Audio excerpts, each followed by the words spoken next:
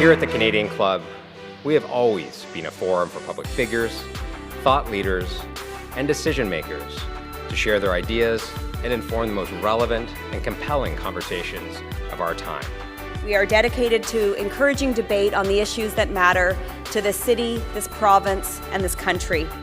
The Canadian Club is one of the most important podiums anywhere in the world that a Canadian can speak to, tell Canadians what it is that they think, develop those thoughts. And so I want to thank you for that very, very much. Please join me in thanking our esteemed panelists today. Through our programs and events, including our youth and young leaders programs, our diversity partnerships, our joint events, and our media and social media opportunities, we offer you access to dynamic political, social, and business figures from abroad and right here at home. The platform from which the eloquence of Canada has flowed all of that time, whether it be business, education, politics, sports, arts, and culture. If someone wants to say something to Canadians about this country and about the future of this country, this is the venue you choose.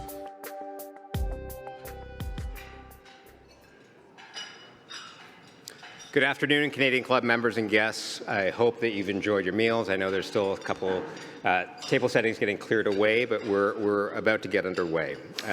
Judging from the energy in the room, I think people have had an opportunity certainly to reconnect with old friends and hopefully make some new ones as well. My name is Joseph Lowe, President of Canadian Club Toronto, and I am delighted to be your host today. Special welcome to those of you who are joining us online, thanks to the AV services of Van Valkenburg Communications and livemeeting.ca. Our club is deeply appreciative of the generous sponsorship of today's event provided by PwC, Think Best Practice, and EY. I'd also like to acknowledge our streaming sponsors, Cadillac Fairview Young Corporate Centre and Bellant Construction. And finally, thanks to our season sponsor, Canadian Bankers Association, for its ongoing support in our 125th season.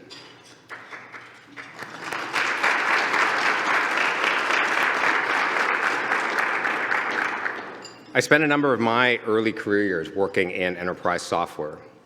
Then, like now, it was fast-paced, hyper-competitive, and a fount of innovation.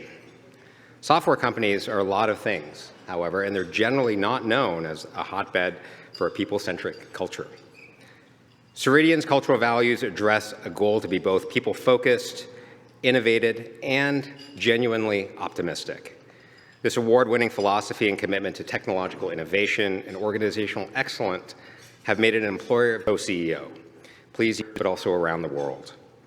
What questions might you have for the co-CEO? Please use the Q&A cards that you'll find at your tables. We'll be sure to get them to our moderator, David Skok. And for those of you joining us online, hit the Submit a Question button, as always, on the right-hand side of your screen, and we'll get your questions that way as well. And now to our special guest of the day. Leagh Turner's approach to leadership is grounded in her experience as a woman in tech. Her early experience of gender inequity shaped her strategy and reinforced the importance of leading with her heart and her head. Equity is a core value at Ceridian, and Leagh's commitment to ensuring that all employees can achieve their full potential is reflected in company strategy and company practice. Leading from the heart and head have contributed to 9 consecutive quarters of 20% plus quarter-over-quarter growth. Today, Ceridian is well on its way to its goal of becoming a $2 billion company by 2025, only 20 short months away. An industry veteran, Leagh previously served in global executive leadership roles at SAP and Oracle. The Women's Executive Network has twice named her one of Canada's 100 most powerful women.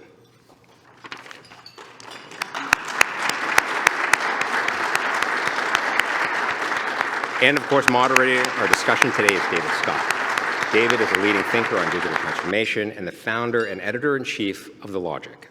He previously held senior roles at the Toronto Star, the Boston Globe, and Global News. Leagh, David, I am pleased to share the Canadian Club Toronto podium with the both of you.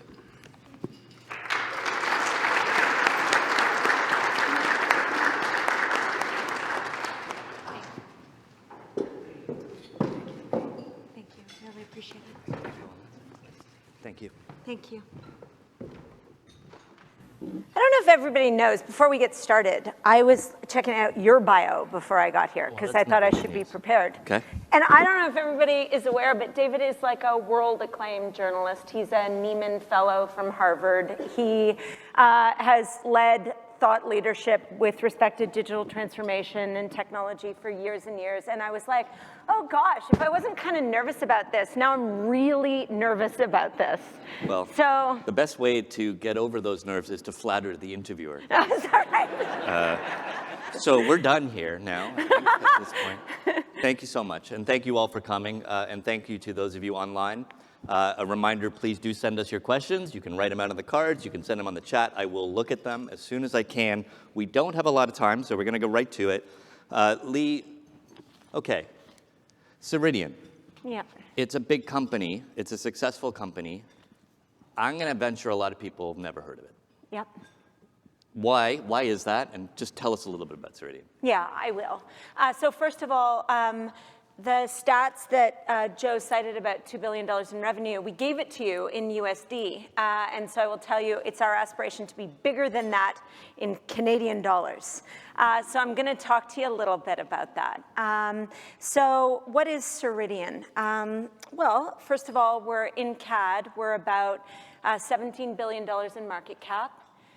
We're about $1.8 billion in revenue today.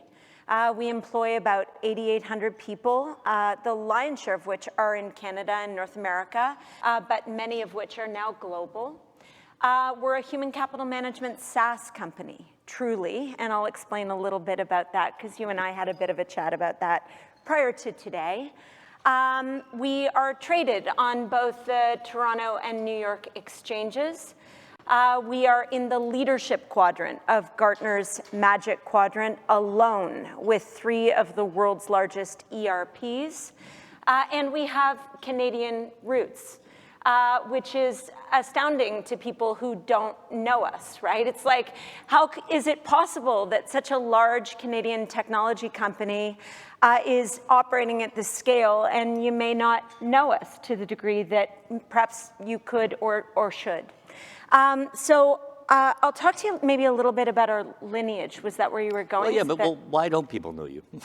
I think because Ceridian was both in and out of the public market over the course of the last, I don't know, the name brand over the course of the last 40 years, plus or minus. And it's been in a variety of different forms over those 40 years. So let me tell you a little bit about our history, which will explain why people don't know us. In 2007, Ceridian then was largely a payroll service bureau. It was taken private. And in 2012, a serial Canadian founder named David Skok, who is remarkably successful several times over, came in and made a proposition to the private equity ownership that they embark on a reverse takeover. And so in effect, what happened in 2012 through to 2018 when the company went out public is that a very, very tiny SaaS company grew inside a legacy payroll service bureau. So much so that it became the thing. And the legacy payroll service bureau is just a long-tail asset that we continue to provide to our customers. But we are now demonstrably a SaaS company.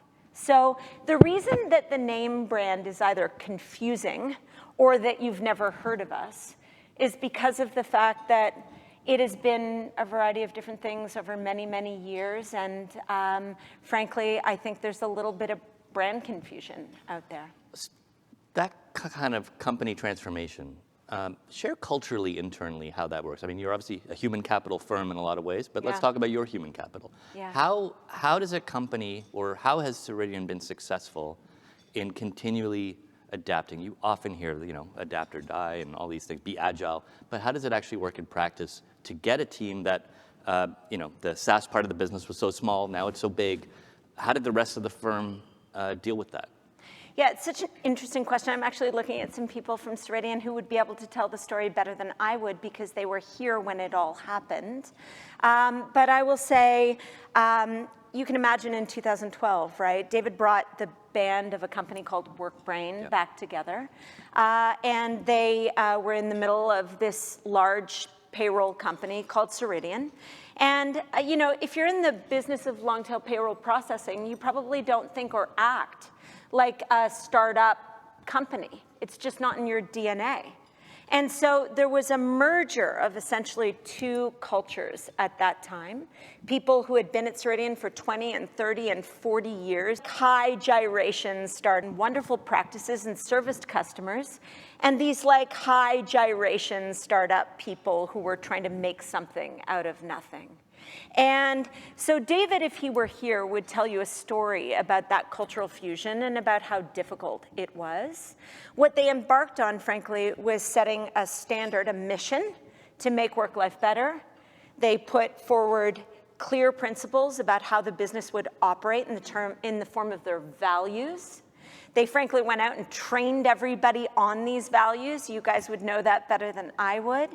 And the company emerged in and around 2015, 16, 17, pre-IPO, as really a burgeoning startup. They were able to convert the culture to believe that this was possible and that we could be the biggest, baddest human capital management SaaS company in the world. But what I would say to you is that between sort of, 19 and 22, during the pandemic years, we had a different cultural challenge, right? We couldn't bring people into the office. We couldn't indoctrinate them in what it was to be a hyper-growth SaaS company. And so instead, what we did is we hired people from all different parts of the world. We hired the best talent, not the most local talent.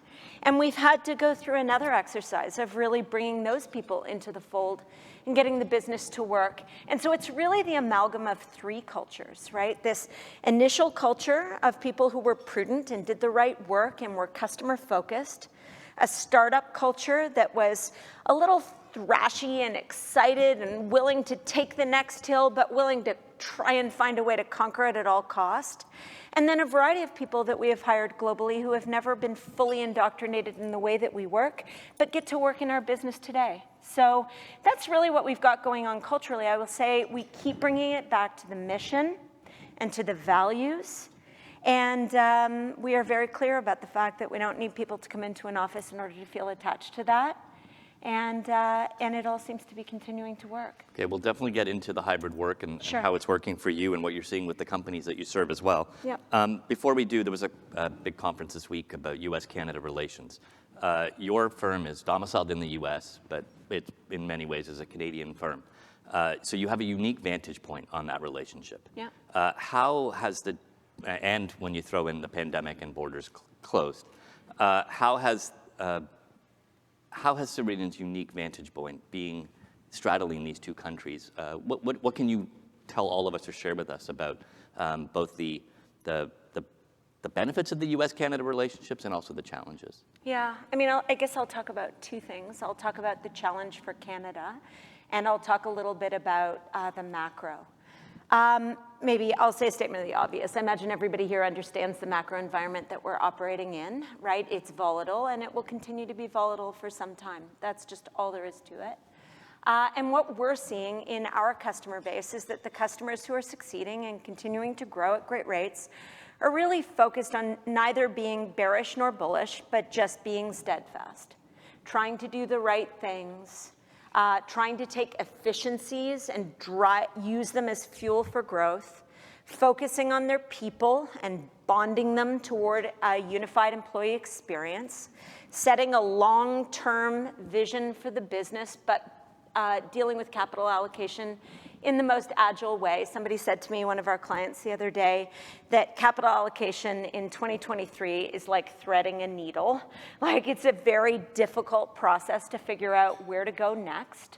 But keeping your people focused, frankly, on the go forward. And given that we spend a lot of time in the United States, the reality is that that is just intensified. We're a little insulated from that here. And so, we're finding that our customers who are performing the best, as I said, are just following those really simple principles of just staying focused on the long game and keeping their people organized around it. In technology, I will say, very big technology companies. We were talking about this at lunch. Meta, Apple, Microsoft. I mean, they're subject to mass layoffs. In many respects, it was super fun to be part of the surge of the tech bubble pre-pandemic. But it wasn't much fun when it burst. And I will say, as a company, we were very, very lucky in that we always believe very deeply in durable growth. And so we were super pragmatic all the way along, trying to find a way to just continue to drive efficient growth as opposed to growth at all cost. And so as a result, we've not been subject to the same levels of layoffs that many of the large American technology companies have. And then I'll just close by simply saying, I think that, as a Canadian technology company, or Canada's mandate, is that, every company in the world is a technology company today. That's just all there is to it. Whether you, grow crops or you produce widgets of any kind, you're a technology company. And so it should be a mandate for Canada to stay completely focused on driving technology, organic technology, grown in Canada by Canadians. And there are some very fundamental ways that the Canadian government should be thinking about doing that, one of which is investing in Canadian technology. The other is investing in Canadian technologists or burgeoning technologists, continuing to keep wide open immigration policies so that we can continue to bring in great talent, and investing in keeping that talent, because frankly, we can be a bit of a brain drain to the United States, and that's not helpful to our mandate to continue to stay super relevant. So just on the policy side of things with Canada, obviously procurement is a big one, and Ceridian is part of that conversation with the payroll system. And we can share a little bit about that if you'd like. But I am curious, the budget just came out a week ago. Canadian tech companies generally were not pleased based on the association with what was in that or what wasn't in that. With more austerity, I don't want to use the word austerity too aggressively here, but clearly there's a more fiscal responsibility at this point, or a desire for more fiscal responsibility in the business community. What can the tech community get from government at a time when we're trying to rein in inflation? Yeah, I think it's a great question. I mean, very first, what can Canadian tech get? Well, I mean, I would say, without being too stark, that, Canada, in all varieties of the public sector, should use Canadian technology and propagate the value of Canadian technology. Canadian tech should also expect continued investment in the form of grants and funding for Canadian incubators. Recognize that some of that funding has been pared back, but the reality is we should continue to apply consistent investment so that companies, while they may not be able to grow at the same rates that they would have on the back of that investment, they will continue to be able to grow, so we won't be shutting doors. And then, as I said, I think that the Canadian government should focus very, very directly on continuing to bring in really good skilled labor so that we can continue to grow the tech ecosystem in Canada. It's critically important for Canada to remain relevant. And the conversations that you have as a company with, Minnesota governor, let's say, versus Canadian officials, just how are they different? How do they treat or approach tech or a big company like yours in terms of what they're willing to do, or how willing they are to listen? Yeah, I mean, it's not to say that Canada lacks a proclivity to innovate. They don't. But culturally, and I don't need to tell you this, we're all Canadians and we live in the shadow of the United States. They're generally more bearish as it relates to anything. So generative AI and continuing to use that in technology, charging forward with respect to embracing avant-garde technology in the public sector or even private sector. These are things that we see when we sell to the United States, but frankly, we see it in other parts of the world as well. And, we encourage Canadian companies when we talk to them to stay out on the leading edge. Frankly, it's the only way to continue to remain critically relevant as they grow. And on the payroll system and Ceridian's role, some people may be surprised. They may not know that, after the Phoenix, I said the P word, system stuff, your firm has been instrumental in trying to clean that up. Just an update on how that's going. Yeah, I mean, I will say, for those of you that don't know, the government of Canada is doing two things at the same time. They are trying very hard to continue to pay good, hardworking Canadians, and we celebrate that. And they are also trying to figure out what might be next, what might be better. And so we have been involved, Ceridian has, for the last many years, 4 or 5, in a procurement process that has been open and operating in full disclosure. And we are now part of a process that they call Next Generation, the Canadian government calls Next Generation, which is an evaluation of technology that could in fact be a cutover from Phoenix to a new, more modern platform. And we have had a variety of our people engaged in testing.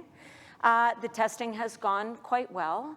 And we're really grateful, frankly, with partnership from a variety of different Canadian companies, one of which is EY, to be involved in this. And we're very hopeful that at some point we will embark on a partnership that is good for Canadians. But for right now, we're just very grateful to be involved in the process. Okay, let's talk about human capital and the things that you're seeing. This has obviously been a very challenging time, not for companies, for workers. It's been a really challenging time for workers.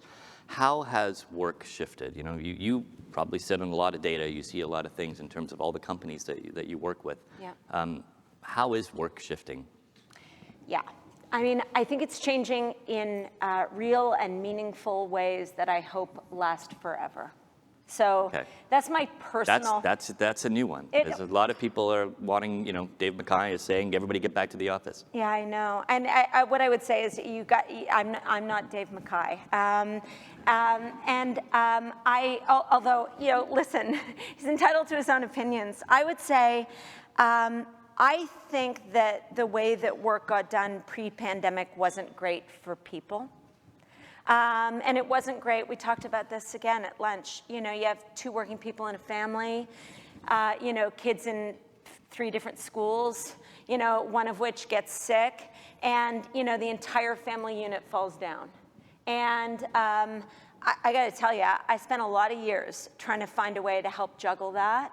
And I know many of us in this room did as well. And I will also say, just anecdotally, in the week prior to the pandemic and the shutdown of the pandemic, I went to California twice in the same week on one-day trips for 1-hour meetings. And that was the life that we all lived. I mean, I really believe that we did. We were beholden to airplanes and to hectic schedules and to trying to find a way to juggle our lives. And I think it was crappy, and I don't think it worked. I really don't. And I think that we all hung on to it because for generations, that's the way that work got done. And when people went home, we weren't sure if we could trust people to do their jobs. I mean, that's just the reality. If we're super honest about it, I think that we weren't sure that the foundation of trust would hold up. And it did. And companies grew. And they changed, and they drove transformation, and they entered new markets, and they hired new people. And it all worked. Like, it really did. In many respects, it worked. And the cost base of every organization in the world could be leveraged differently. And so while I'm not saying that bringing people back to an office is an antiquated thought and that the people who say it are wrong, what I am saying is, I think there is a better way, and I think there's a way to apply more creativity to the problem, which is to say, hey, it kind of worked. Many of our people, for a whole host of reasons, felt their lives worked better. What worked better? Let's try and preserve that. And whatever it is that didn't work better, we should try and find a way to accommodate that. I think it requires real transformational thinking and a willingness to break this decades-old, centuries-old paradigm. And I think if you're inelastic about it, it's easy to say, come on back. But if you have a really elastic mind and you have people who are willing to tell you what it is that they need, then you should just listen to them and build a way of working that makes their lives better. And if it makes their lives better, they'll be happier employees, they'll be greater contributors to the way that the business moves forward, you'll get more energy and enthusiasm from them, and frankly, I think that that's the right way to move forward. Now, I will say, it does require clearer goal setting and alignment, clearer performance management, clearer communication, better leverage of technology, which, by the way, isn't so bad for us. And I think that those are modern tools to grab, as opposed to trying to draw people back to an office. You had mentioned the layoffs, the mass layoffs happening at some of the largest tech companies in Silicon Valley. Yep. The weird dichotomy with that is, yes, there's mass layoffs, but there's also a labor shortage for tech talent. Yeah. And I'm curious, I'm going to ask you this through the lens of Ceridian. What kind of creative ways are companies trying to compensate or entice or incentivize employees to work with them beyond, free shrimp bars at the lunch counter? And also, maybe this is a good opportunity to also ask about Dayforce Wallet, which I'm not sure people would really know, but that's a really interesting example, I think, of one of these kind of innovations. It is. I mean, maybe I'll say, what do people really want, right? So to your point about, bringing in free lunch, we were actually, again, talking about that. Many companies are doing that, right? Like, hey, on Wednesdays, we offer free lunch, come on in. I'll be honest, we're talking about like how to subsidize parking so that, maybe people will come in a little bit more. And somebody said to me, and this is a truism, that every employee of every company that was sent home during the pandemic, in effect, got a plus or minus $10,000 raise. Meaning, they no longer needed to pay for lunch downtown. They no longer needed to pay for parking. They didn't have to pay for their commute. They could go down a car. They didn't have kids consistently in and out of daycare or a variety of different childcare services. And so, in effect, when you ask people to come back to the office, you're asking them to surrender plus or minus $10,000, okay? Like, that's just a baseline fact. And so, can you get people back into an office by offering a great lunch on Wednesdays? Probably. You probably can. But I think what people really want is they want to feel like their work has impact and meaning. They want to feel connected to the purpose of the company. They want to feel connected to the people that they work with. And they want to be able to see that their work drives change. I think those are the things that really matter. And so I would say it keeps coming back to the same fundamental principles, which is set a super ambitious goal for the business that people don't believe you can achieve, that's aspirational and exciting. Show people how their jobs are super clearly in the day-to-day aligned to achieving that goal. And keep people focused on it with really good, clear feedback, whether you're doing it virtually or in person. And then try and convene these moments that matter. Bring people into an office for the purpose of building collegiality, helping people get to know one another and their families and their lives, creating connection. But I think that that's the way to forge forward. And just on the technologies piece, so Dayforce Wallet. Oh, yeah, I'll talk about that. Yeah. So Dayforce Wallet is a really, really cool thing. I don't have a better word for it. Let me just help you understand. So typical human capital management systems integrate with typical payroll systems, and the data resident in those systems is maintained differently by different people. And typically what happens is, in a batch process update, those systems speak to each other through an API, okay? So technologically, that's typically how it works. And every organization in the free world has given, their employees of those organizations have given an interest-free loan to their employers for a 2-week period forever. You've done it and I've done it.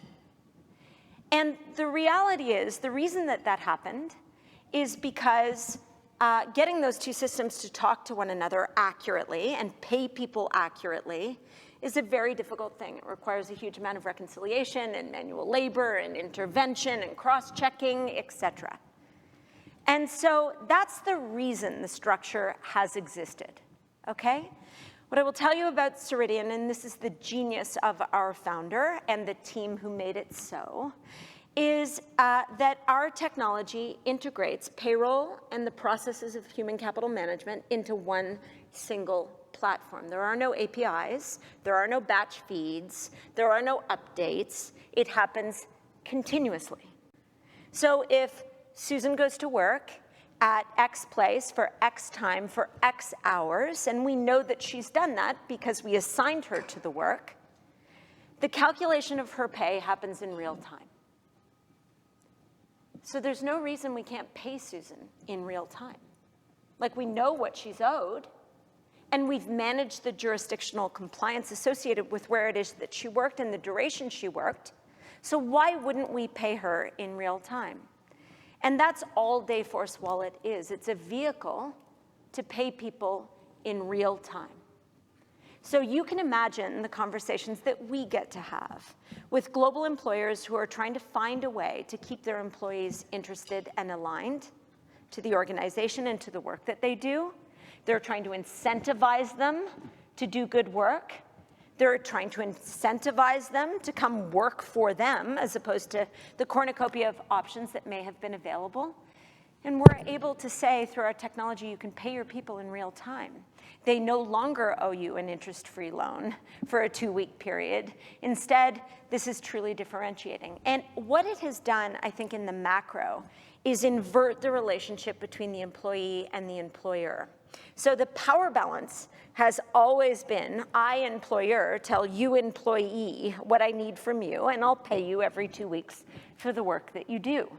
Now you can imagine if somebody gets paid in real time, that relationship changes, and organizations need to get better as a result of that. Okay, in a similar track, one of the questions here, and this is not David, the accomplished journalist, not self-proclaimed. You are. This is from one of you, so I get to duck after asking it. Do you use any tracking on your remote workforce? No, we don't, none. Except, I will say, the fundamental tools of performance management. And by performance management, I mean, I give you a goal. We're really clear about what that goal is. I help you understand how it's aligned to the goals of the business. We have regular meetings where we talk about your achievement of that goal, and I pay you based on your achievement of that goal. And I think that that requires really good managers at every single level of a business. What kind of communication is there of trust between, that real time? It is almost, if you're doing Dayforce Wallet, and there is an element of at least subjective monitoring, I guess, would be a way of putting it. How does that relationship is changing? I imagine it's also changing in some ways that are interesting. I think it makes us better. Like, I think you could be a lazy manager, honestly, when you worked in the same four walls as the people who work for you. You know, it's like water cooler management. While that's a great thing, and we all like getting to the water cooler and having a conversation about what happened on our weekends, it's not the place to manage your people. And it's not the place to set goals and make sure that they're aligned to the matrix of the organization. And I think that remote work requires better leaders at every single level. And I think it makes organizations better if it's done well. On the Dayforce Wallet piece, when that was announced, I believe it was 2020, there was also the launch of the Ceridian National Trust Bank that was associated with that. Yeah. Just a status update. At that time, there were thoughts, okay, well, this is going to expand into other things. Obviously, with Silicon Valley Bank now, everyone's a little bit jittery about Schedule 3 onward banks. What is Ceridian? What are the plans for Ceridian National Trust?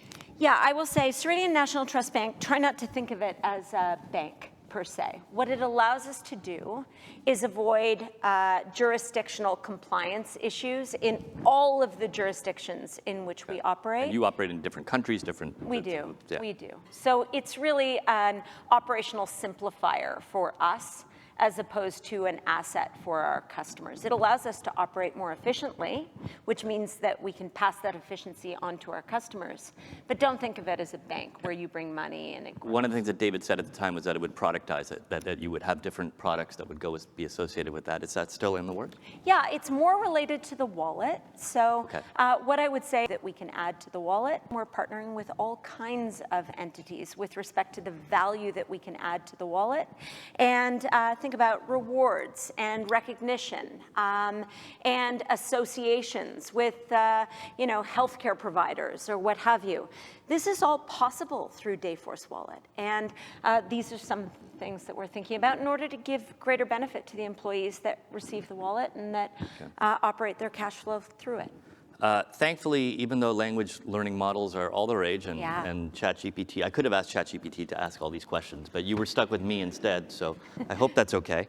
How are you dealing with, I think every executive is being asked right now by their board, what are you doing about ChatGPT? So what are you doing about ChatGPT? Well, what I would say, and I imagine everybody knows this, but ChatGPT is really nothing more than the evolution of AI, right? It's been evolving for some time. What I would say is you can imagine we have an enormous amount of data, right? We have transaction processing level data about every single one of our customers, obviously clearly anomalized, right? We don't know it about you specifically, but we know generally.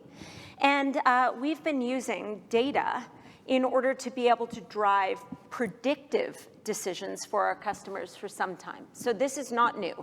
Like AI is not a new thing to technology companies. What I will say, though, about ChatGPT or generative AI in general is that it allows you to start to do some things that are pretty awesome. Okay, so as an example, Ceridian today knows what I'm good at and what I'm not yet good at. It knows what I did yesterday, and it knows what I plan on doing tomorrow.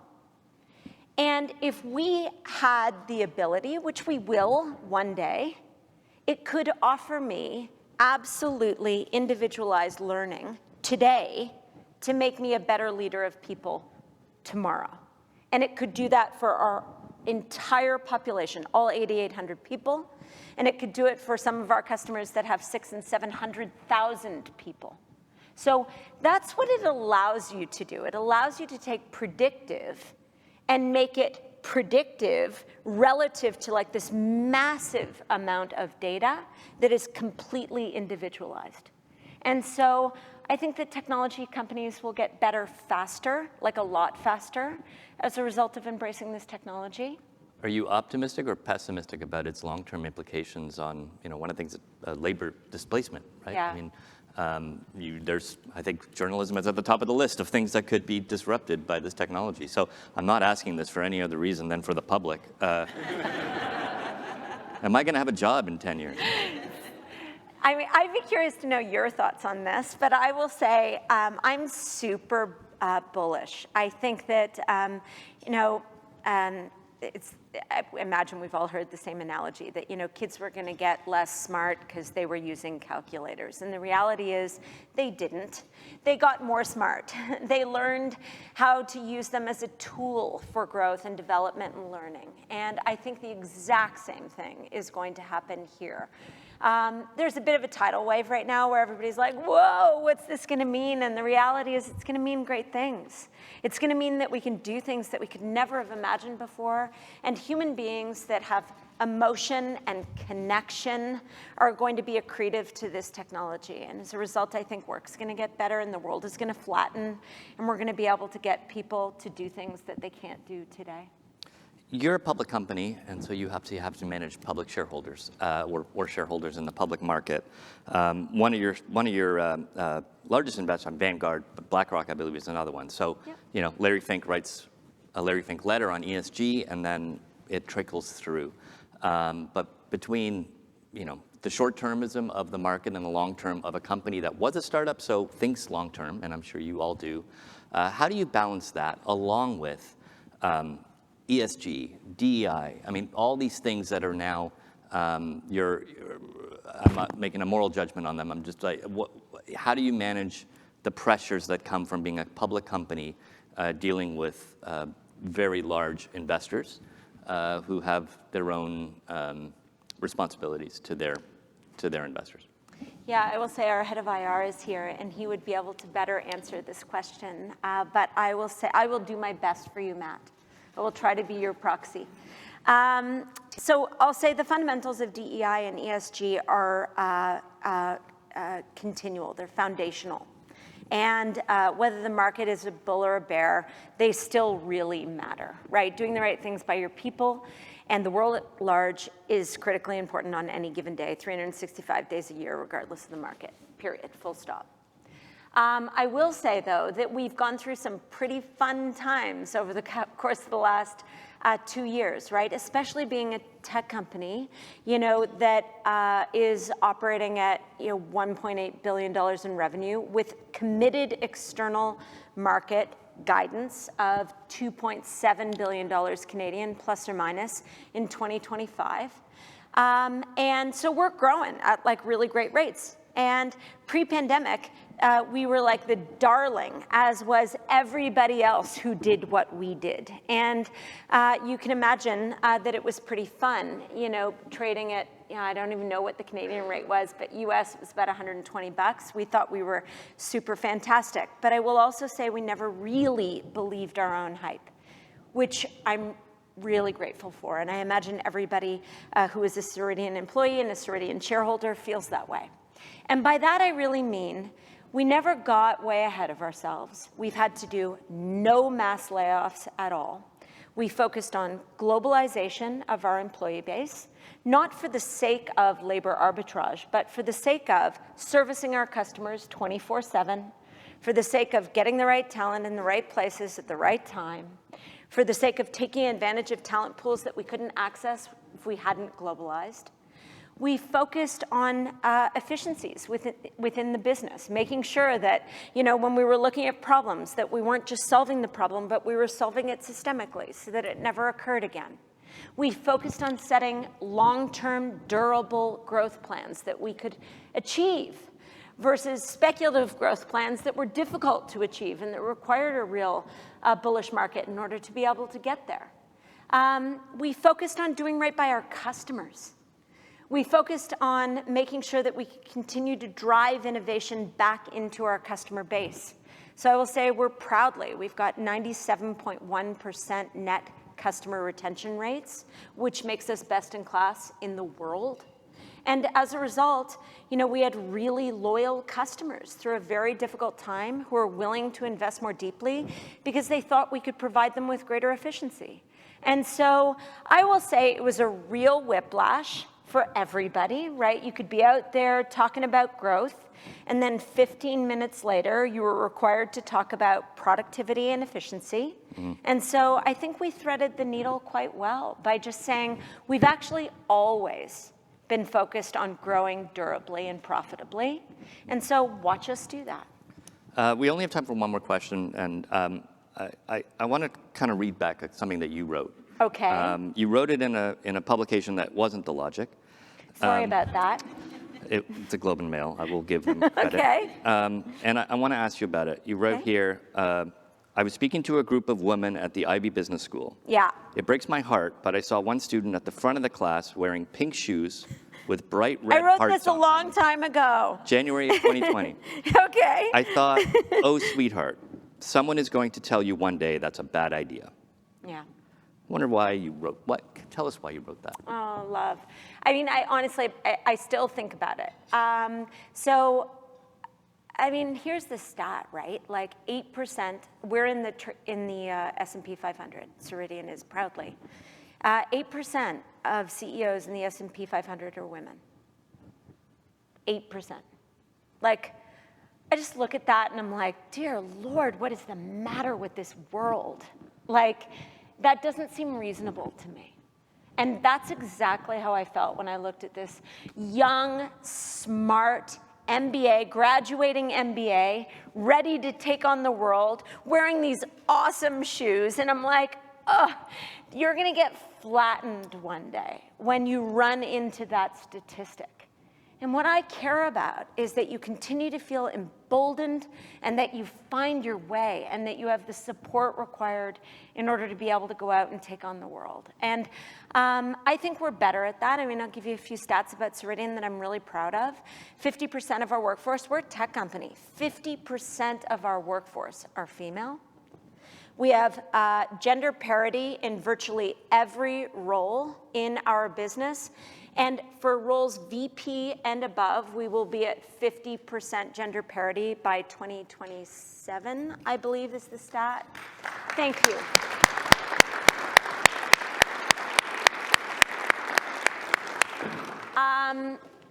We absolutely eradicate, like every single time we see any discrepancy in the way that we pay people, we eradicate it. We have less than 1% pay equity discrepancy in our business because we just stomp it out as soon as we see it.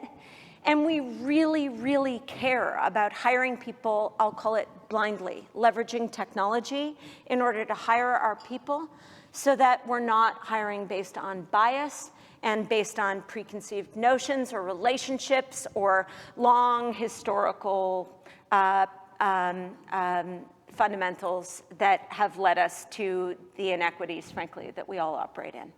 And so that's what I meant. And you can tell I feel that way. And I feel that way for everybody. I really do believe there's like the best organizations in the entire world are those that are the most diverse because it creates diversity of thought, and diversity of thought equals innovation. Period, full stop. And I think that every company in the world should be driving toward that. Well, Leigh, hopefully, or I'm confident in saying that you as a role model, being up on stage with you, and for all of the examples that you're leading by, that hopefully that young student will not feel flattened when they go out into the workforce thanks to your lead. Well, thank you. Thank you for giving me a voice. Sure. Thank you all. Thank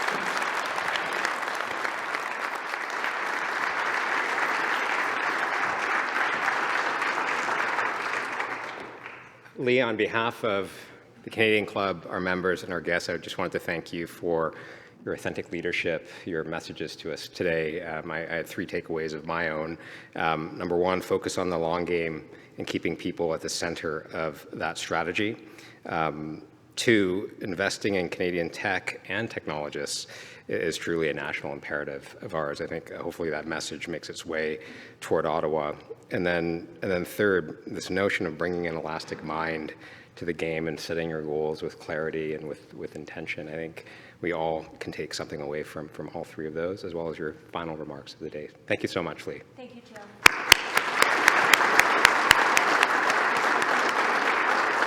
And David, thank you to you for your exceptional moderation and sense of humor as well through our conversation today. Thank you. Ladies and gentlemen, before we conclude, let me tell you a little bit about a number of our upcoming events. On Tuesday, April 12th, Tony Staffieri, President and CEO of Rogers Communications, will address the club and discuss his vision for building a stronger and more competitive Canada. On Wednesday, April 19th, we welcome Joanna Griffiths, founder of Nix, and Noura Sakaja, founder of Majuri, 2 of Canada's most trailblazing and prominent entrepreneurs, to this podium. And on April 26th, we'll host a discussion on the leadership implications and the risks and rewards of being an activist CEO, featuring panelists from Canadian Council of Aboriginal Business, the Smith School of Business, Roots, and the Centre for Future Work. Please visit us at canadianclub.org. You'll find more details on those events there, as well as membership options and ticket options. Before we conclude, thank you once again to our sponsors for making today's event possible, PwC, Think Best Practice, and EY. Ladies and gentlemen, thank you so much for joining us here as well as online. Take care, have a great afternoon, and look forward to seeing you again very, very soon.